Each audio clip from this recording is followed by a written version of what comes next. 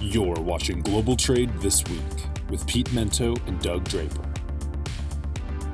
Hello, everyone, and welcome to another edition of Global Trade This Week. My name is Doug Draper. I'm one of your co-hosts.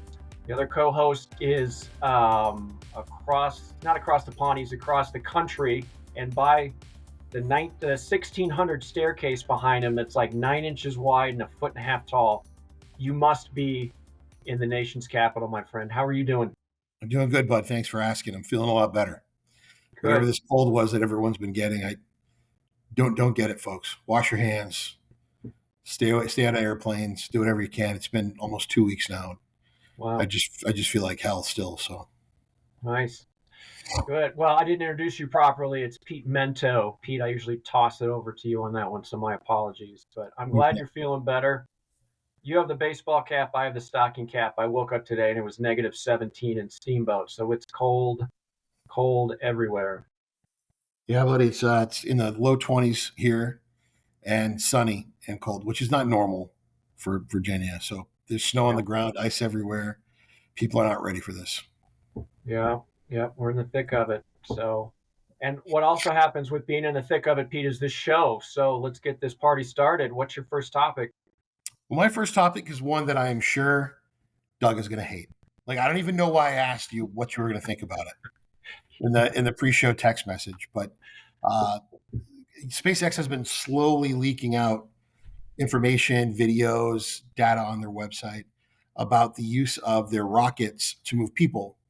And one of the most eye-catching things about it is anywhere in the world to anywhere in the world in an hour. So from any major city in under an hour. Any major city in America to any major city. So as an example of that, the first launches between Shanghai and Austin, will take 23 minutes. New York to Amsterdam will be 17. And these are rockets that will go into low Earth orbit, and then come back down, and they'll just be reused over and over again, which is kind of the point of the technology. At first, they're saying it's going to cost about $10 million a launch, but it should get down to about $2 million pretty quickly. And given the payload, that's 1.5 million kilos, of cargo that it moves. So really, to me, the people side of it, I could honestly care less. I think it's going to be a very expensive lark for some people to get to do. But for the cargo nerd in me, it's fascinating. This idea that they'll be able to basically serve at $2 million. They're serving the public at about 75 cents a kilo, Doug, which is pretty incredible. And it's going to completely change the infrastructure of the world when this happens, not if. It's a question of when. And when it does, where all these major airports are, which cause all kinds of problems. We've talked about this in the show before, like why is Chicago O'Hare where it is? Why is JFK where it is? Why is LaGuardia where it is? They tend to be in parts of the city that just creates congestion by them simply being there. He's going to build these rockets, then build tunnels from where the rockets discharge the cargo and distribute it from there. Doug, I know you're going to hate this. I just feel it. But I, for one, am all about it. I think it's fantastic and incredible, and I can't wait to watch it actually happen. Hopefully I live to see it. But, Doug, where are we at with SpaceX and rocket cargo? It's silly. That I don't even know when I saw this one, Pete. So let's say all of this comes to fruition. Decades, 50 plus years down, like the infrastructure that's needed. And it's going to be very, very few markets that this would be able to realistically. It's just, Pete, it's silly. Doug, I don't even know where to start, really. Modern ocean container shipping is only around 50 years old. So think about that, right? And then the use of air cargo, you're probably looking at just, probably 100 years that we've been moving cargo via air regularly. So I think you're not thinking about tomorrow, buddy. You got to think about tomorrow, like Fleetwood Mac said, bud. There's something pretty incredible on the horizon. Well, I still think it's nonsense, but whatever. It's the infrastructure. We talk about that a lot, right? Infrastructure and whatnot, and it's not like it needs to be improved. It does not exist, right? It does not exist, and so you got to create that first, and then, and this is rhetorical questions. You don't have to answer. Who's going to use it? Who's going to pay for it? What's the purpose? If the purpose is to get there faster and the infrastructure to have a rocket land is not outside of O'Hare or DFW, right? It's in the middle of nowhere. So if the idea is speed, you may get it from point A to point B really quick, but to get it to the end user or a hospital or something that is urgent, it I don't know, it's not really going to happen. But I guess the biggest piece, Pete, is the infrastructure doesn't exist. That is decades away. You and I will never see it. We'll see, Doug. I hope I get to clear an entry on a shipment that came in from space. Yeah. Yeah. I have to admit, this is, and I can't remember this. I just thought of this while we're talking. There was something that we disagreed, and it was probably space logistics. And had a very eloquent way of talking about humans and the foresight and how you have to shoot for the stars. And we wouldn't have done the things that we did without that vision. And I had my family listen to that, and when they got done, they looked at me and said, "You're an idiot, Doug. Dad, you're an idiot. Pete described it perfectly in the vision." And then I'm like, you know what? Who's going to write the check for the mortgage next month? Because it's not going to be this lofty vision. Well, that lofty vision of what you do today was just a concept when we were beginning to be in this business. And over time, the beautiful science of what we do has evolved. And I think now we need to realize there could be a whole new mode of transportation. And it's not a might happen, Doug. It's a gonna happen. Mm-hmm. So, talking about tunnels with the Hyperloop technology that they own at Tesla, cargo moving over 500 miles an hour from one destination to another using vacuum tubes. It's going to happen. Just a question of when. It's inevitable. The question is, at what point will it no longer be inevitable? It's going to take a while. But I will never, ever bet against Elon Musk and Tesla and their ability to make the wildest dreams reality. Okay. All right. What do you got, Doug? All right. I'm landing the spaceship and getting back to a little reality here, Pete.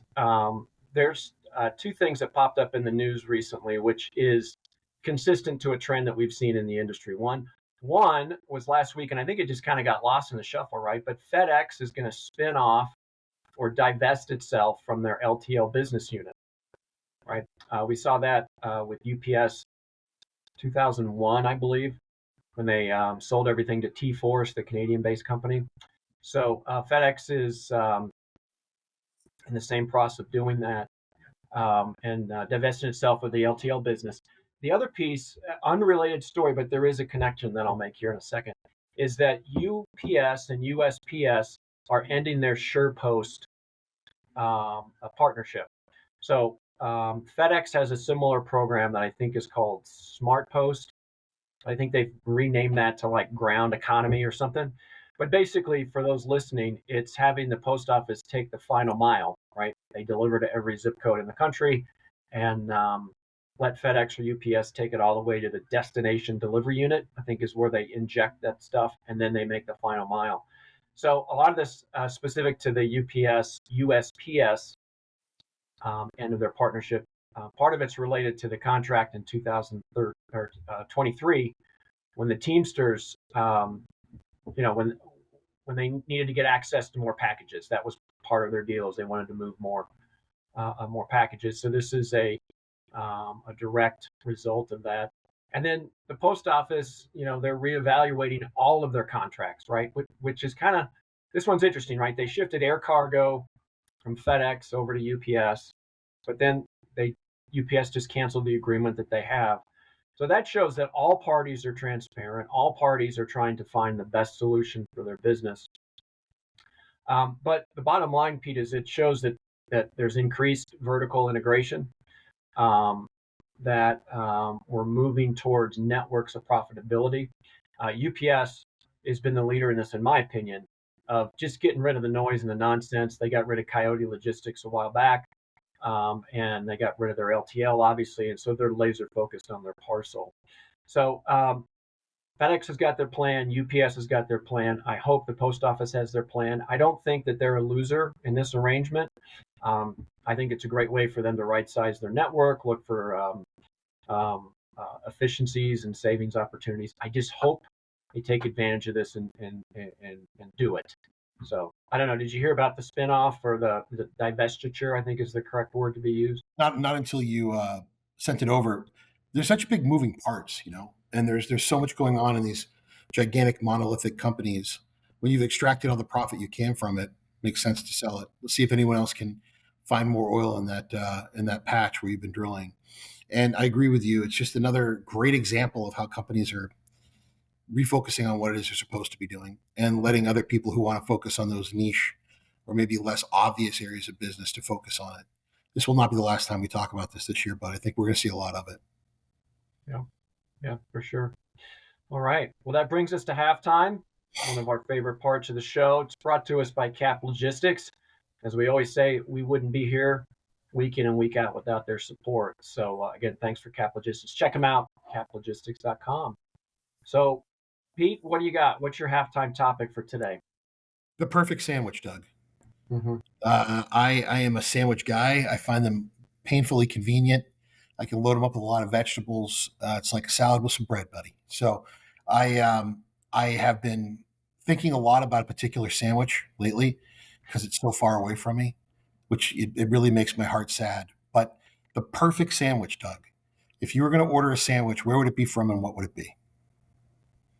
Yeah, I thought about this one. A couple things. Where I would order it. So, folks in Colorado may know this, right? So, there's a sandwich place in Frisco, Colorado. It's a great little main street. It's called Deli Belly, and it's owned by some folks from Boston. And Okay. when you walk up there, first of all, they don't take it's cash only. They don't take any credit, and they got a machine in their store. And the sandwich place is, I think, maybe 4 people can eat in there. But you walk in, you got to have your act together. They're probably not being mean, but you feel they are because they're from Boston, and you got to have your act together. So they have a grinder, Pete, that Yep. is really good because it's shredded lettuce, and they have lots of oil and vinegar on it. And I'm just a basic guy. Give me an Italian slash grinder sandwich. So if anybody does any skiing up there, go to Frisco, Deli Belly. They don't take credit cards, so be prepared. And they're going to get a little up in your business when you place your order. But that's just Boston being Boston. Go check it out. That's my sandwich. Yeah, Doug, we're in agreement. The perfect sandwich is the Italian cold cut. The Italian cold cut for me, the best one you could possibly get is at a bakery in Boston called Bova's, not Mike's. That's a bakery, but not Mike's, not modern, but a little bakery down near Pizzeria Regina called Bova's. They make their own bread every day, and they hand slice all of the deli meats one at a time for you as you order your sandwich. They pile it high, and they have all the necessary things for a true New England submarine sandwich. You know, which you're talking the shredded lettuce, the diced tomatoes, Yeah. all those things, and lots of oil and vinegar. They're huge. And when I was in graduate school, my grandfather had opened up an account with them where I could go there and spend like $100 a month on sandwiches. And Bovis fed me through most of my Harvard experience. But that is the perfect sandwich, in my opinion. A strong runner-up, very strong runner-up, is the falafel sandwich on basically any New York street corner, where you have your falafel inside the pita. Some guys go shawarma. I'm not that guy. But I believe that's the perfect secondary sandwich is the falafel. Lots of tahini sauce, cucumbers, all of it. It's fantastic. And there's some guy who's just serving it out of like a little metal box on the side of the street. Always cheap, always good. And you don't have to wait very long. So if you're busy, it's a great way to get things going. Yeah, I love it. That's cool. We got my sandwich was from some folks from Boston, and there you go. So the shredded lettuce, and I forgot the diced tomatoes. Yeah, Spot on, tomatoes. man. Yeah, I also like the pickles and all the rest of it. See, we talk about trade for a long portion of this, but it's nice to talk about a little sandwich hopping. Give a shout out to my friends at Bova's. God bless them. Yeah, very good. Very good. All right. Well, I was talking to some friends about this one the other day, and I'm not going to do this topic justice, but I wanted to bring it up, right? We were actually, bear with me on this, we were listening to Barry Manilow, right? I don't know how this came about. We were listening to Barry Manilow, and I don't know if you knew, but he wrote an insane amount of jingles from the 70s and 80s that you and I know. Keenan probably knows a couple of them. And I was just blown away. And then we were watching TV, and then all of these weight loss drug commercials came on, right? Ozempic and Wegovy and all these kind of stuff. And the one common thing is they have great jingles, right? And so I'm not going to sing for you, Pete, but I'm going to give you a couple of jingles from the 70s. And the irony here is they were trying to sell us food that probably wasn't very good for us. And now those people have gone on and they're boomers and now they're retiring. And now here's all this stuff to have you lose weight. And Jardiance, I think, does like kidney disease, things like that. But so here's some Barry Manilow jingles, right? One was "You Deserve a Break Today" by McDonald's. You deserve a break today. Yep, yep. And then I don't know if you remember this, but Dr. Pepper literally had a commercial that said 10 to 4 Dr. Pepper. Yes. They wanted you to drink a Dr. Pepper at 10 a.m., 2 p.m., and 4 p.m. My daughter is a Dr. Pepper fiend, and she has the T-shirt, the old-timey T-shirt. Yeah. 3 times on. Yep. Yeah, so here's a jingle. Drink 3 sodas a day, right? That's good for you. And then the other one, well, go check out Barry Manilow because he does a whole bunch of these that, Band-Aid and a bunch of other ones. But, he did Kentucky Fried Chicken, grab a bucket of chicken. But it's funny. So all of these jingles in the 70s were to promote probably unhealthy food. And then now we're selling jingles to do with GLP-1 drugs, specifically Ozempic. Ozempic. Yeah, exactly. And everything else. So I just thought it was kind of a fun come full circle on this one. And the bottom line is that marketing is still powerful if you associate it with a catchy song. Doug, my head is full of them. I hate to admit that, but my mind is full of all kinds of random, pointless crap, and a good portion of it are these jingles. Some examples that immediately come to mind: brown eggs are local eggs. Local eggs are fresh. In the 1980s, there was this push for people to eat brown eggs. Like, don't be afraid of the brown eggs, right? And I specifically remember that one.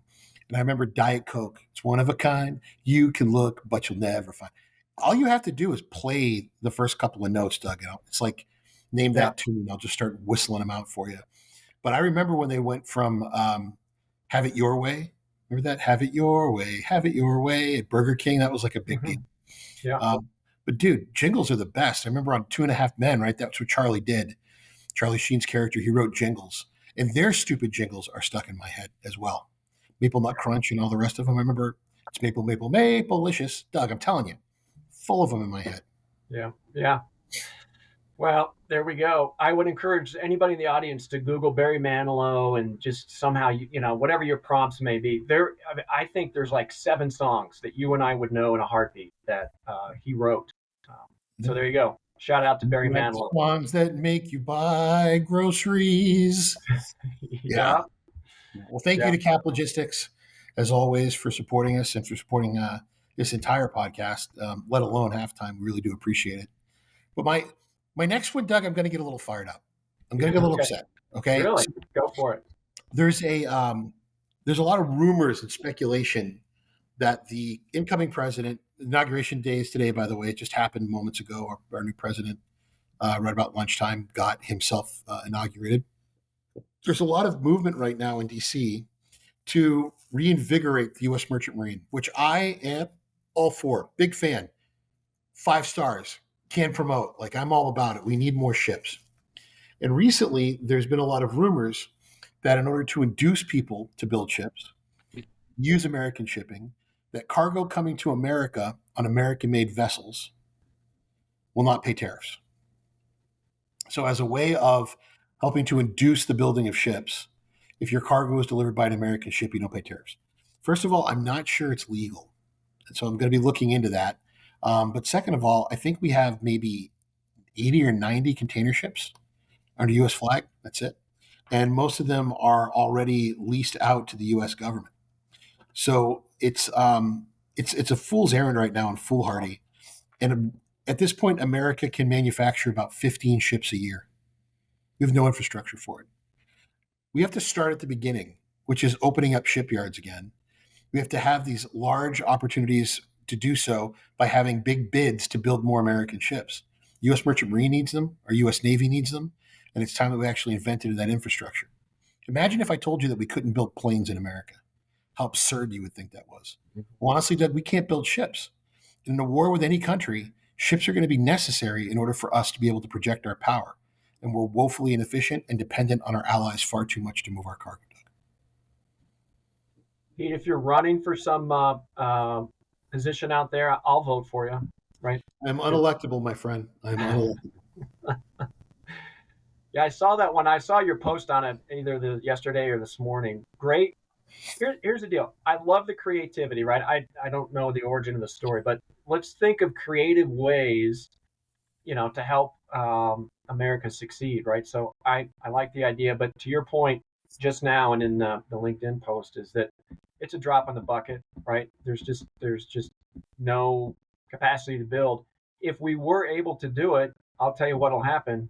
Amazon, Walmart, they'll Yeah. they'll buy a ship or they'll buy it, build it, whatever, and they're already getting into the freight forwarding racket, but they're the ones that would be able to make it possible. So the big get bigger and the big get stronger.